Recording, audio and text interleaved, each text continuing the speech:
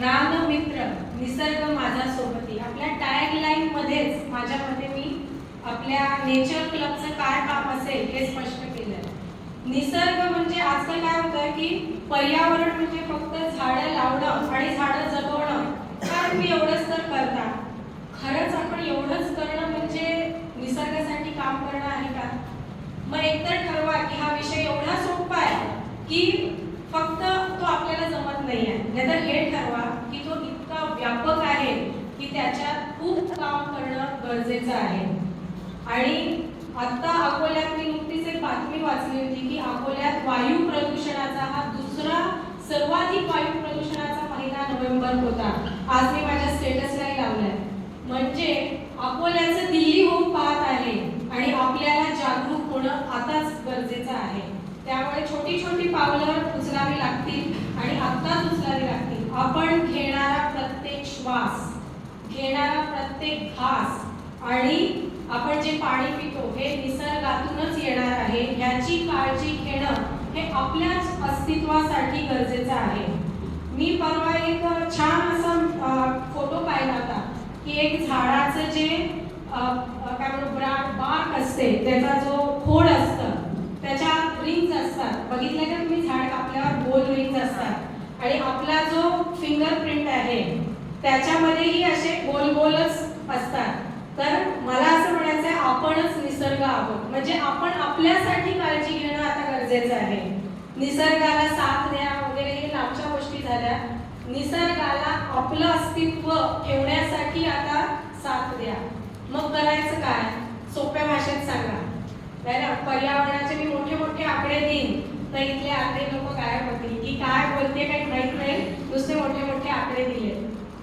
मी तुम्हाला सोपे सोपे काही गोष्टी सांगणार आहे की जेणेकरून इथून जाताना किमान काय करावं आत्ता तरी हे तुमच्या लक्षात येईल. आता असं आहे की ह्या आपण खूप गृहीत धरतोय निसर्गाला, पर्यावरणाला, आणि गृहीत धरलं जाऊ नये ह्याचाच एक प्रयत्न म्हणून आज मी माझ्या मैत्रिणींनाच इथे आमंत्रित केलं होतं. कारण ह्यांनाही गृहीत धरून चालणार नाही. जरी माझ्या मैत्रिणी आहेत पण ह्यांची उनकी हस्ती भी महाग आहे, तर गृहीत नाही धरणार आहे तुम्हाला मी. आणि असं होत आहे सध्या की 25 अवॉर्ड्स मिळाले. मग हे कशासाठी आहे? खूप लोकांना प्रश्न आहे, खूप मेसेजेस येत आहेत मला की तुम्ही एवढे अवॉर्ड्स पर्यावरण क्षेत्रात असून कसे काय मिळाले? तर काही तर माझ्या टेरेरियमच्या कॉम्पिटिशनमध्ये आहेत आणि काहीसाठी मी काय करते सांगते. जे जागतिक लेवलवरचे प्रश्न असतात पर्यावरण संबंधात, जसे पॉलिनेटर्सची संख्या कमी होते. पॉलिनेटर्स म्हणजे फक्त मधमाशी का नाही, गांधील माशी, बंबलबी, पॉवर बी, तुम्हाला दिसणारे छोटे छोटे कीटक, इवन फुलपाखरं, हे पण पॉलिनेशन घडवून आणतात. त्यांची संख्या जर कमी झाली तर आपण फळ किंवा फूल हे पाहू नाही शकणार. मग या भाज्या वगैरे कशा पिकतील आणि आपण काय खाऊ? हा समस्या ही खूप गंभीर आहे, ती झाली. किंवा निसर्गात मायसेलियम नावाचं एक आपलंच कम्युनिकेशन सिस्टीम चालतं. हे आपल्यापैकी किती जणांना माहिती आहे की जमिनीखाली प्रत्येक झाडाची जी मुळं आहेत एकमेकांचा हात धरून मोठं नेटवर्क तयार केलेलं असतं. ते नेटवर्कचं काम काय? जर एखाद्या झाडालाही काही प्रॉब्लेम आला तर त्याची सूचना इतर झाडांना आपोआप समजते. कशाद्वारे? या नेटवर्कद्वारे. मग हे झाडं काय करतात? जे झाडाचं खोड मरायला आलंय त्याला पोषक द्रव्य पुरवतात, त्याला असा संदेश देतात की आम्ही तुझ्या सोबत आहे, तू फक्त खचून जाऊ नको, तू जगण्याची जिद्द सोडू नको. हे जे छोटे छोटे असे व्हिडिओज आहेत पॉलिनेशनच्या बद्दल, प्रदूषणाच्या बद्दल, हे व्हिडिओज मी लिहिते स्वतः. मग ते इंग्रजीमध्ये असतात कारण मला ते बऱ्याचदा विदेशातही पाठवावे लागतात. मग स्क्रिप्ट जेव्हा तयार होतं मी माझ्या या मैत्रिणींना काही काही ओळी पाठवून देते आणि त्यांना कंपल्शन असतं की हे पाठ करा आणि ह्याचा व्हिडिओ तुम्हाला द्यायचा आहे. कारण दोनच आहेत की नुसतं मीच बोलेन तर कदाचित तुम्हाला सगळ्यांना बोर होईल की काय हीच दिसते सगळ्या व्हिडिओमध्ये, कितीदा हिला बघायचं, थोडा चेंज पाहिजे. आणि दुसरं, ह्यांच्यामध्ये त्याची रुची लागावी. आणि आज मला खूप आनंद होतोय की माझ्या मैत्रिणींपैकी ज्यांना पर्यावरण किंवा निसर्ग किंवा प्लांटेशनची काहीच आवड नव्हती त्यापैकी अनेकांनी छोटं का विना गार्डन तयार केलं आहे. तर ह्याचा मला खूप अभिमान आहे तुमच्या सगळ्यांचा की हे व्हिडिओ येऊन येऊन त्यांनी ते केलेलं आहे. तर ही छोटीशी का विना सुरुवात आहे असं मला वाटतं. आणि हे असे छोटे छोटे व्हिडिओज भारत सरकारने मला त्याच्याबद्दल पर्यावरणवादी म्हणून हे अवॉर्ड्स दिलेले आहेत. कारण या व्हिडिओजचं महत्त्व अकोल्यात राहून जरी आपल्याला समजत नसलं तरी जागतिक लेवलवरचे प्रश्न हाताळणं, कारण सुरुवात ही काय करायचं आहे हे कळल्यानेच त्याच्यावर उपाययोजना करू शकू. मी ते काय करायचं हे माझ्या व्हिडिओतनं सांगते, कसं करायचं हेही सांगते. करणं सगळं आपल्या सगळ्यांच्या हातात आहे.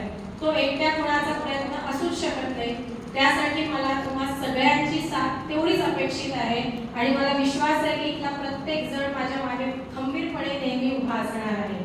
आता काय करायचं हे सांगते. सर्वात आधी जेव्हा आपण भाजी किंवा काही घ्यायला जातो ना, प्लीज प्लास्टिकच्या पिशव्या घेणं बंद करा.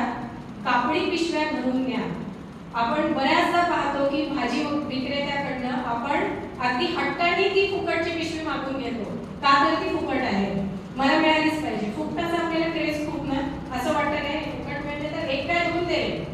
पण त्यानंतर काय करतो, घरी येऊन ती पिशवी त्यात काही ना काही खोपलं जातं, येता जाता कुठेही फेकून देतो कचरा म्हणून. त्या पिशवीचं विघटन होतंय का? नाही. आज तुम्ही पहा तर अनेक असे उपजाऊ जिथे जमीन होती त्याचं खंडन झालंय फक्त या प्लास्टिकच्या कचऱ्यामुळे. तर आणि हे रोखणं आपल्याच हातात आहे. एकच सोपी गोष्ट करायची ना, त्यासाठी कापडी पिशवी भरून द्यायची. इथून ह्या पुढे आपल्यापैकी जाणारा प्रत्येक जण हा कापडी पिशवी घेऊन जाईल असं मला आता मी तुम्हाला म्हणजे आश्वासनच घेते, म्हणजे स्वतःहूनच घेते. आता मला विश्वास आहे की तुम्ही हे करा. ठीक आहे, चला. रेवतीताईंनी तर शब्द दिलाय. आणि दुसरं की आता हा पानगळीचा सीझन चालू आहे. खूप सारी पानगळ प्रत्येक झाड करत आहे. निसर्गाची किमया पहा. निसर्ग आपल्यासाठीच सोय आपण करतोय. ह्या येणाऱ्या जो हिमकाळ आहे त्यानंतर सुरू होणार आहे अकोल्यातला उन्हाळा. त्यात दाहकता खूप आहे, जमीन तापते, खूप सारे झाड मरणार आहेत. मग काय होत आहे, या पानगळीचे जे पान आहेत ते जर तुम्ही स्टोअर केले आणि उन्हाळ्यात जर का त्या झाडाच्या बुंद्याशी टाकला तो थर, तर दोन कामं होतील. एक तर आतल्या रूट्सना गारवा मिळेल, ते झाड मरणार नाही. आणि दुसरं, हे जे कीटक वगैरे असतात त्यांना शेल्टर मिळेल. हे दोन या पानगळीचे जे पान आहेत त्याचे आता फेकू नका, जाळू तर अजिबात नका. खूप जण पाहते मी की सकाळी मस्त घरापुढचं वगैरे छान झाडतात आणि एकाच गोष्टीने मार खातात, तो जाळून देतात तिथेच. मग ती केलेली सगळी मेहनत वाया गेली माझ्या मते तरी. कारण त्याचं तेवढं प्रदूषण झालं. वायू प्रदूषण हे खूप होत आहे. तर कृपया कचरा जाळू नका. आणि समजा तुम्हाला नको आहे, आम्हाला नाही करायचं हे मल्चिंग किंवा हे जे तुम्ही कंपोस्ट म्हणताय, तर ते किमान कचरा गाडी जी आपली येते ना त्याच्यात टाका.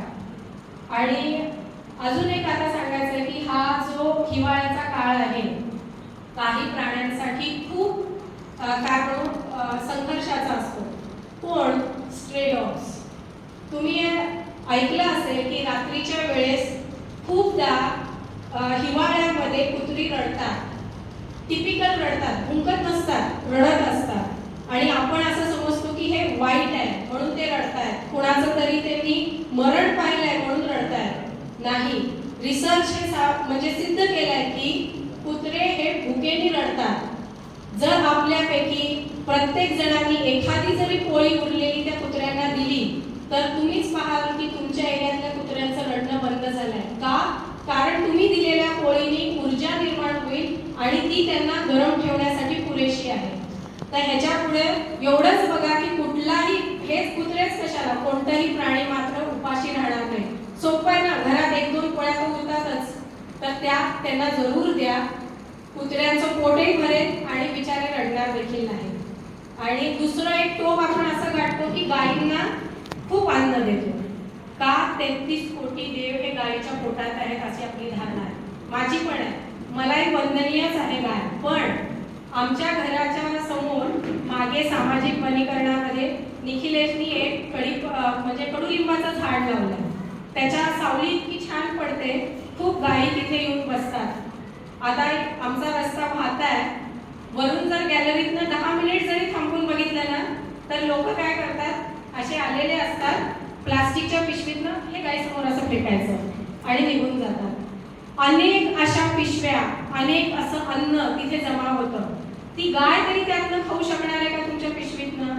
आणि समजा तिने खाल्लं आणि चुकून ती पिशवी पोटात गेली तर किती मोठं तुम्ही त्या गायीसाठी नुकसान आहे, तिचा जीवही जाऊ शकतो। मग ते पुण्य तुमच्या पदरी पडलंय का? ज्या पुण्यासाठी तुम्ही हे एवढं केलंय की त्या गायीला अन्न द्यायचं म्हणजे पुण्याचं काम आहे म्हणून तुम्ही ते केलंय, तर ते पुण्य खरंच तुमच्या पदरी पडत आहे? नाही पडत आहे।